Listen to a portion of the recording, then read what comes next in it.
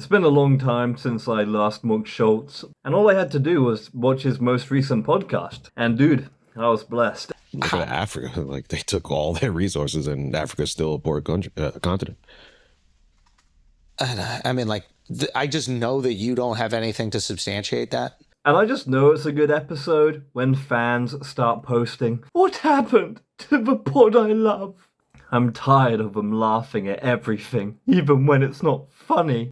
And another fan begins to see the light. And worse for them, it's actually a black fan. And you can kind of tell he uses certain words such as blackety black.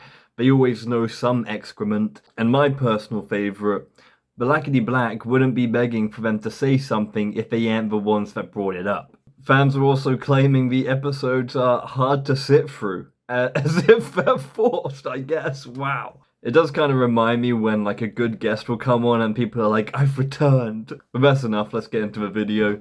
Now, most of the podcast is like every other podcast he does. It's the usual format of mainstream topics they pretend they're interested in, and then they talk about it for an excessive amount of time while they grow increasingly uninterested. For example, What do you think about the Tucker interview with the Martyr Maid guy?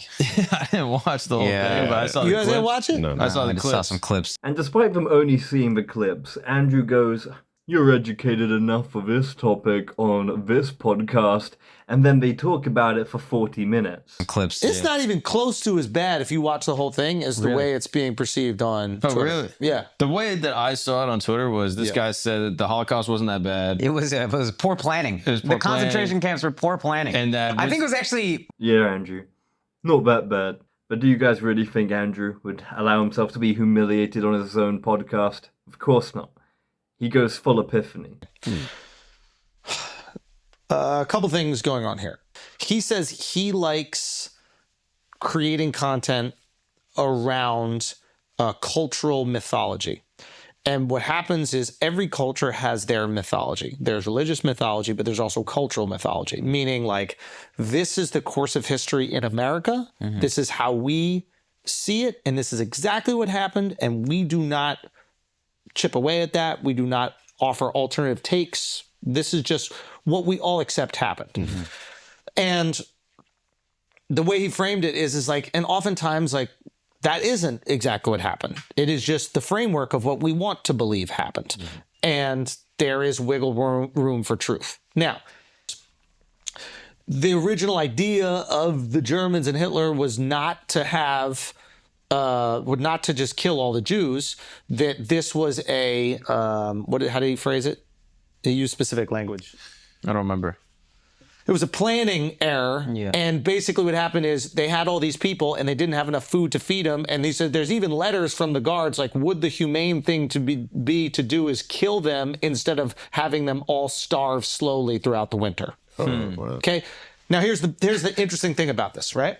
This is kind of interesting, the idea that he's now going to be playing devil's advocate on arguing these points. The point he, I guess, is arguing for some reason is that the most documented and researched war in all of human history, filled with paperwork, testimonies, you name it. We go to the Imperial War Museum, really good. And where all these historians kind of came together from country to country to put in place this story. A very concise story where you have channels that kind of go over the history day by day in a really strange way. But forget all about that, because turns out historians are actually useless at putting together the timeline and events, leaving behind the hidden scrolls that are just, hidden intentionally to support the mainstream mythology of the war, where a few capped individuals want us to believe a false story. Is that the wiggle room we're talking about, Shultz? Now, look, I don't mind this sort of open-minded approach, but not to the point your brain falls out. Let's take Dan, right? He has written books, hour-long shows on history, noted by Shane Gills and Joe because, obviously, when it comes to people's credentials, all that you really need is a shout-out from some influencer. But he's very knowledgeable, and he's even come out and called this guy a fascist years ago for, I don't know, reasons. And he's been called out throughout the years for falsely presenting historical information, leaving out events to paint this sort of different perspective, similar to what the historian accused him of during the whole Churchill bit, where he was messing around with the dates. And let's just quickly get to the point. This whole shortage of a food thing is just an attempt to deflect responsibility and to justify their actions. The shortage of food might have been intentional, my guy. Because I don't think they made any plans to feed them. They could have. Are you telling me this accidental oopsie-doopsie of this food shortage lasted years?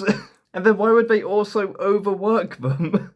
And then what? Those that were killed before arrival, made to dig their own graves and get shot into it? Were those all mercy killings too, my friend? This is insane. And you might be thinking, why would they treat them this way? Like, look how the slaves were treated. And imagine not only is that, say, minority inferior, but now they've also caused your people a great suffering. Because realize people are dark, right? In Japan, they were throwing babies onto bayonets. And I just really want to cover this because I love how Andrew Shultz tries to be impartial to the point of playing devil's advocate for literally the alt-right. This isn't me being like, oh, that's far right, that's far right. This is quite literally alt-right. I do not agree with people on the left scooping up the centre-right, the bit more right, and the whatever, and it all into far right. I don't agree with that, okay? This historian, in my opinion, is most likely, through high probability, alt-right. And I really do enjoy how Andrew Shultz will try and be like intelligent while attempting to give a deep insight into psychology and philosophy without doing any of the research to actually be intelligent and to actually give a deep insight, which is self-admitted. Nobody does as much research as him, except the other experts. The rest of us don't. Mm-hmm. We watch a few World War II movies, we learn about it in school, and we're like, that's what happened. None of us have read anything about World War II. Mm-hmm. None of us can refute that. None of us have read the letter he's referencing. None of us have read the books that he's referencing. We don't know. Do we want to read the books? No. Are we going to read the letter? No. It's like, then why are you covering it? Look, if something is labeled anti-Semitic, realize there might be reasons, okay? So again, even this is like so delicate to talk about because in my head, as we're talking about this, I'm like, oh, they're going to take some excerpt out and say, oh, they're apologizing for the hug. And like, that's why these conversations are impossible. And also, no, I'm not accusing Andrew Shultz here of whatever. And by the way, I'm not going to be accusing of Andrew Shultz of being anything other than stupid, because he knows it's a delicate topic, and he's still done little to no research on it. And why? Because it's popular, it gets views. That's literally it. Otherwise, why would you? And all that happened is it has ended up in him saying stupid stuff. Because, as I said, Andrew Shultz would rather try to appear smart and intelligent without doing any research. You most likely have this take from Andrew Shultz for the same reason I mentioned during the Comedy Store drama. You know, Dave and Tucker, they're in the political, podcast space right now. You don't really want to, call them out on anything or God forbid. And, instead of having his head at Joe Rogan's rear, he has now implanted it into Dave and Tucker's rear. But here, put this together slowly, and I wonder what story is slowly being painted. The word he's apologizing for Hitler, I wouldn't say he's apologizing. He's like, this person is horrible. What he did to humanity is disgusting, is awful, it's vile. But what he's saying is that in his position, he didn't think that Hitler wanted to extend the war. There's like a veiled suggestion that Churchill had some debts that were paid off by, he doesn't say it, but the Jews, and he's kind of in the pockets of the Zionists, and they wanted this war expanded. It was a planning error, and basically what happened is they had all these people, and they didn't have enough food to feed them, and they said there's even letters from the guards, like, would the humane thing to be to do is kill them instead of having them all starve slowly throughout the winter. So yeah, when you put this together, I kind of wonder what story is being painted here. Oh, stay awake, Akash. And that's why he continued the war. When you can speak about the historical moment, right? Yeah. And nobody really cares. If somebody's talking about what Alexander the Great really did or what he really conquered, and someone has an alternative take, it's not like the Macedonian community is coming out. Well, actually, technically, his body didn't go to Egypt and it went over here, and we have. Can I just say the history of Rome has way more gaps in it? One, it's a long time ago, right? And you're going to have a lack of sources. Not everyone can write. There's no internet. There's no great paperwork trail. And Roman leaders were often very much like, yeah, it was great. I did a full investigation of myself, and it turns out that I was pretty good at what I did. Compared to WW2, compared to World War II, very recent and much more documented. And can we please mention that misrepresenting Rome isn't necessarily always done on the ill intention of changing history to support a different type of ideology. That often ends up with a group of people being suppressed. And people get upset when you minimize crimes, similar to how people called you out for saying, Look at Africa. Like, they took all their resources, and Africa's still a poor continent. I mean, like, I just know that you don't have anything to substantiate that. And one more thing. Right? Because I don't want to do all this research and learn all this different reality. Yeah. Like, of course not. You didn't even bother learning about the original mythology, aka history, at all. Admittedly, now don't get me wrong, you know the broad strokes, but that's really it. He has empathy for, like, the white people in England that, like, died.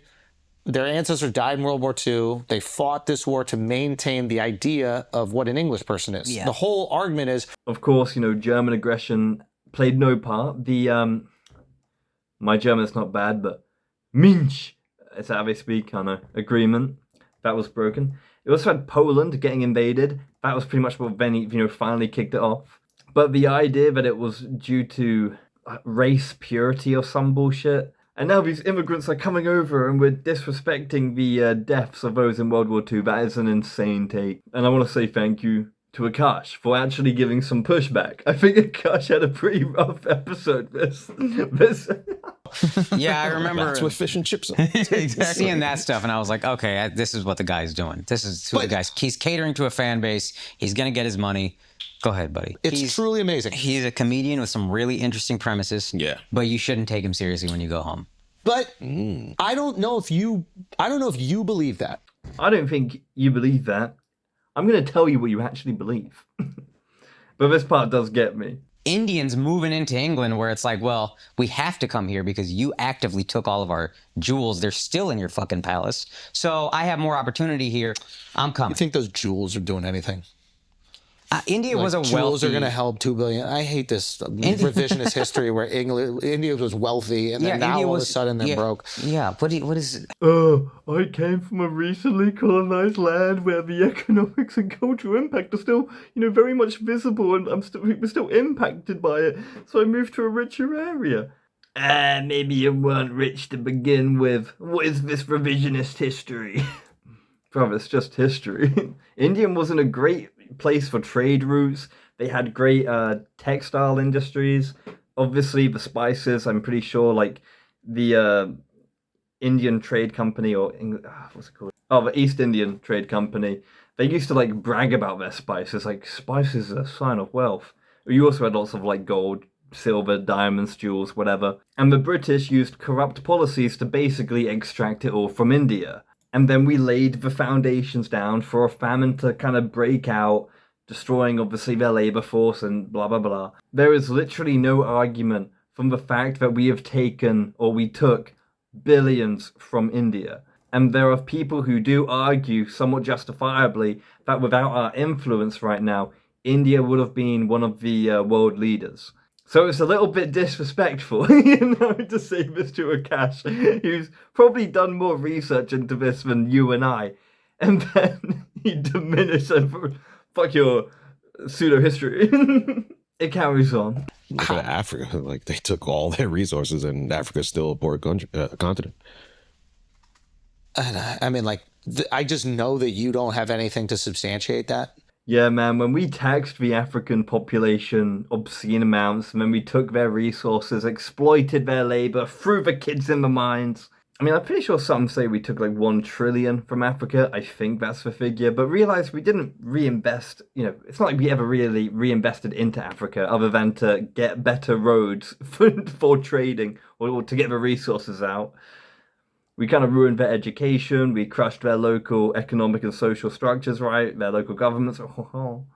And then we left, giving them a power vacuum. Oh, I almost forgot. The slaves. Almost slipped my mind. And I'm pretty sure everyone is in agreement that both nations would likely be doing a lot better and it'd be going a lot more positively without, say, European and American influences on, say, Africa or the European on India. And I know he's like, yeah, but it's not like it'd be like completely positive. It'd be like every other country, yeah, mostly positive. It would be doing better. I'm pretty sure India's jewels are currently in our crown jewels. Hey, stop checking your watch. Without necessarily the history. But here's my favorite part. But because we don't know the page of fucking Mein Kampf for whatever propaganda journal they're putting out, because we don't have it. But we don't have to react to everything in real time. Yeah. Say again? We don't have to react to every piece of information in real time. But that thing has come out for weeks, and none of us have gone and done the research. And it's just like self-admitted, like, no, we have to do it while it's trending, not when we've created a solid educational take on the subject. And that's kind of politics in a nutshell. It's like reactionary, kind of held to a low standard, because people kind of treat it like a drama rather than, say, a topic. That's why my video on Tim Pool won't do very well, because it came out late, and I added lots of sources and gave lots of reasoning. And Andrew Shultz is like, dude, we can just ramble through it. Ramble. That's insane. That's actually insane. What a great podcast that was. Thank you to Andrew Shultz.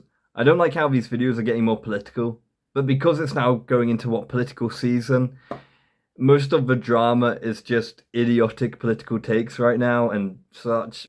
Hopefully more dumb stuff comes out. It's not really my favorite topic. Like and subscribe there.